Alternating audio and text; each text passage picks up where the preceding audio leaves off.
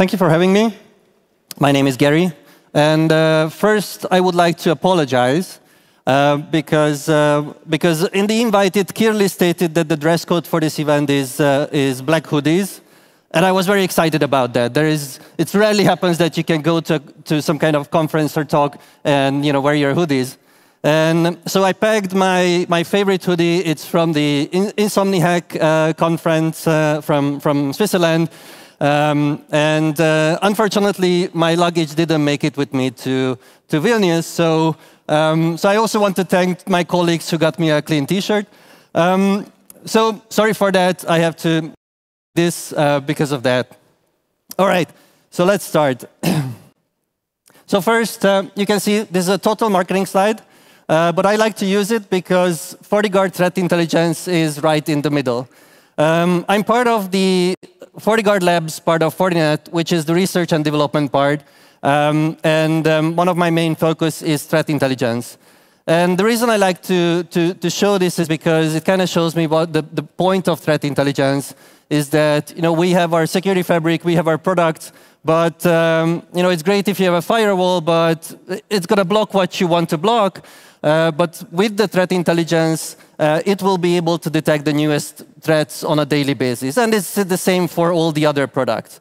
So that's kind of one of the key goals of FortiGuard Labs, to provide the threat intelligence for our products so then they can get better every day. I will do this quick intro of FortiGuard Labs just because we kind of work in the shadows and nobody really knows what we do. And I like to try to change that. So these are the four pillars of FortiGuard Labs: innovation, research, collaboration, and building security frameworks. My team, we work in all of these to some degree. Just to point out a few things, we provide not just threat intelligence for our products, but we also create what I call human-readable threat intelligence. For instance, the threat landscape report. We also build and maintain an extensive partnership network for threat intelligence sharing. The whole point of that is that nobody really has the full picture of what's happening out there. And by sharing threat intelligence with each other, we all get a better picture. That means we work with law enforcement, for instance, although it's a bit of a different story because they ask questions, but they don't answer. But that's also kind of understandable when it's an active investigation. But we also work with national certs and national cybersecurity centers, both on the human level and also in an automated manner. All right. You might have realized that nowadays you cannot really, or you're not really allowed to do a presentation without talking about AI. So because of that, I will also talk about AI a little bit. And this is basically the timeline of AI development at Fortinet. And the reason I like to talk about this is because before ChatGPT, nobody was interested about AI, and now everybody wants to hear about it. But we already started to work on this topic around 20 years ago. So you can see at the beginning, it was more about heuristics, Bayesian training, which, it depends if you want to consider that today AI or not. But that was basically the baby steps of artificial intelligence. But around 2012, we already started to introduce machine learning in web filtering and then in malware clustering, because these were the two topics where we had a lot of data, so we could really use machine learning well in these areas. And around 2017, we already use AI-supported behavior analysis. First in just one product, but then, as we had different products where we have some kind of view onto the behavior of the attacker, we built in AI-supported behavior analysis there as well. And since ChatGPT came out, obviously, we also tried to figure out how we can use this technology to the benefit of our customers. So we also use the technology and build them into our products right now. Ultimately, we collected around 500 AI patents in the last 20 years. All right, this was my quick intro into FortiGuard Labs. From here on, it's going to be more around attacks, attackers, and threat intelligence. So first, I wanted to talk about this topic. This is from FortiGuard's Labs incident response team. It was an incident response engagement in a Middle Eastern country. But I think there's a lot to learn there, and that's why I thought it will be interesting to look into it. So the target was a critical infrastructure operator in the Middle East. You know, a typical organization with a pretty complicated environment. So several hundred endpoints, multiple external web servers, Exchange servers, database servers. They had an OT network as well, which is kind of often happens in critical infrastructure. And from how the attack proceeded, it's also clear that the attacker was trying to get to the OT network, even though they didn't manage, but that was one of their ultimate goals. There are also a lot of virtualized and physical environments on-prem, in the cloud, so everything what you can imagine. First, let's see the timeline of the attack. So phase one started in May 2023. We did find some evidence from earlier attacks, or probably from the same threat actor, even from 2021. But because from that time there was not a lot of data available, most of the logs were already removed. But this specific campaign started in May 2023. And what we consider the initial phase is basically once they got into the organization, which was through an SSL VPN account, probably stolen or bought credentials from the dark web. And they started to deploy their remote access tools. So various web shells. I will talk about the tools a little bit later. But basically, that was the first stage, getting in, getting a feel of the organization, do some reconnaissance, and start to build up their remote access capabilities. Then phase two, which was the consolidation, it was about doing lateral movement in the organization, so compromising more hosts, trying to take over the domain controller, etc. And they also started to build a proxy chain from their entry point to the OT network. So that's how we know that they were after the OT network. So basically, we can see from different proxy tools that they deployed that from where they started in the environment, they build up these proxies to ultimately get into the OT environment. Then phase three, which was the time when the victim organizations tried to remediate the attack by themselves. Unfortunately, it kind of backfired because the threat actor quickly realized that they have been noticed and somebody's trying to take actions against them. So they started to immediately deploy more remote access tools so that if they lose the others, they can still get back in somehow. And they also started to kind of speed up the data exfiltration that they were doing. So the first response didn't really work out. And then it came to phase four, the final containment. This is basically when FortiGuard Labs incident response was involved, and they first built an incident response plan to figure out where the attacker is exactly in the environment and how they will eradicate them from there, and how they can close up all their paths at the same time. The timeline of the attack based on the tools. I find this really interesting because it shows some interesting details. So we can see, for one, they have used a lot of tools. So if you are familiar with the living off the land attacks, where threat actors are not bringing their own tools, so they weren't doing that. So they brought all different kinds of tools. The last three are the different proxies that they used. All the others are remote access tools, web shells, or others that they use to access this environment. Also interesting that they brought some tools that we haven't seen before. So they either wrote it themselves or was newly created at some point, but haven't seen by the intelligence community yet. These were mixed in quality. There were, for instance, the first one, HanifNet, that was a very simple web shell. It was probably only a backup solution if all other ways were blocked so that they can still come in. But they had IIS modules. They had also process injectors. So they had more sophisticated tools deployed as well.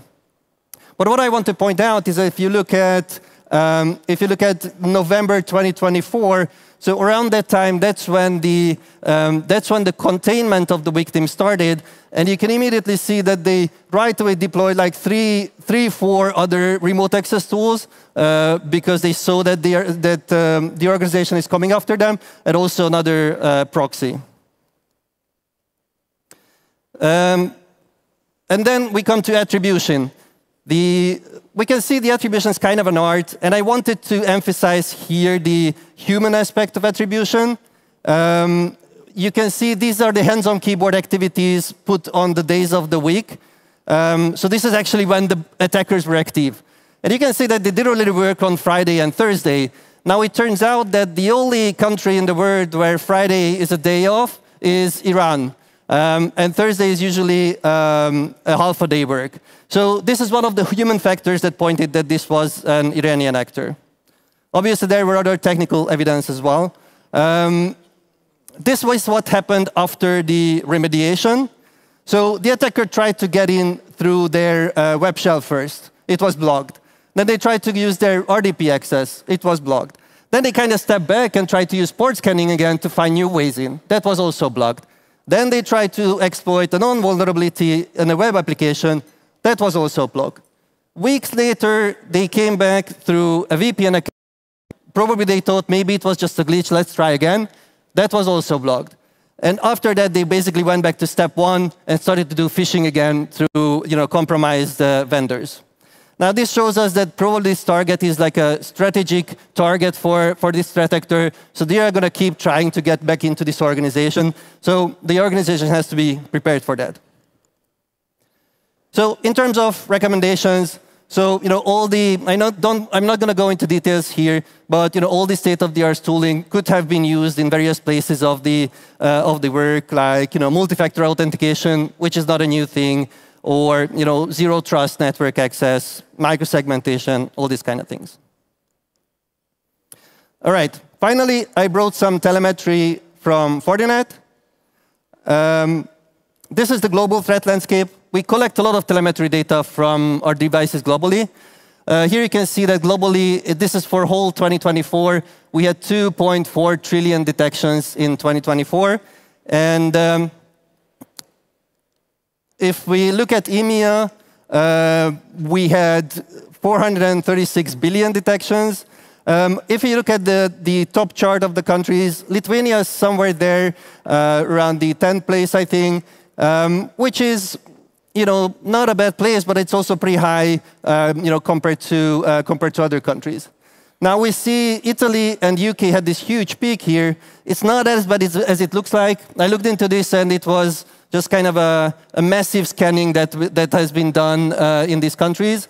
So somebody was doing this scanning. We don't know why. It might be their own, search. They do that sometimes. But it could also be a reconnaissance from threat actors.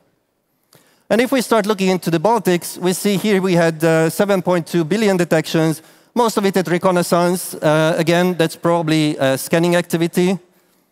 And then if we go even further, we can look at the data for Lithuania. We had 6.5 billion detections, and 97% is reconnaissance. We'll see that shortly on another slide. Brute force attacks. I like to compare EMEA to the specific countries because you can see that, the better you focus on threat intelligence, the better results you get to see how you can improve your defenses. So in EMEA, the mostly used brute force was against SSH, SMB, and RDP protocols. But if we start going into the Baltics, we see that for some reason, HTTP authentication was brute force the most in the Baltics. And when we look at the map on the top, we see that it was mostly against Lithuania. And if we look at Lithuania, then we basically see the same kind of timeline here. So it clearly shows that what was overwhelming in the Baltics data that came from Lithuania. I don't know why HTTP authentication is so prevalent here. I don't often see that. There might be a lot of applications using that. Now, let's look into exploitation a little bit. We can see in EMEA, it was SMB, Apache Log4j, and some web server password attacks. And if we look at the Baltics, we see it starts with Hikvision, Realtek. These are IoT devices. And if we go into Lithuania, we can also see that the top is very much the same. So for some reason, in the Baltics and in Lithuania, there is a lot of exploitation of IoT devices. So when you are responsible for an organization in Lithuania, then you can look into whether you're using these products and whether you're vulnerable by these attacks. All right, that was me. Thank you, Geri, for your great insights into Lithuanian cybersecurity landscape. And let's now open the floor for questions. And we have plenty of them. OK, let's start with one. Are you the black box guru or AI hype voodoo, as a reference to today's keynote presentation? So I didn't listen to the keynote presentation because it was not in the language I understand. So I would say mostly black box and then doing a little bit of steps in AI direction. Yeah. OK. What is your opinion about AV solutions intended for home computers and/or phones? And is such protection more of a nice-to-have or a must-have thing? So when we look at AV for home computers, I think it's a must-have in any case. But for instance, in the attack I introduced, they had endpoint protection, which is mostly AV, and it didn't recognize some of the malware that was used for like 15 months. Only when EDR was deployed, that's when the malware was detected. So in an enterprise environment, I would definitely suggest moving away from standard AV to more in the EDR direction, because it has much more capabilities, both on control and in detection. Mm-hmm. Geri, only among us, do you believe that the recent crisis in Spain, Electric and Telco, were attacks? So I kind of looked into it. I didn't see anywhere that it was the case. I think the official response was that it was some imbalance because of solar fields. It could very well be, although I must say, like the electric grid attacks that we've seen in the past, mostly in Ukraine, even when they were successful, they could only compromise, or they could only affect like a small radius of area. So this either had to be very sophisticated to actually impact such a huge region, or it was really just a bug. OK, and speaking generally, do you believe AI can be used for hacking and zero-day attacks? Yeah, absolutely.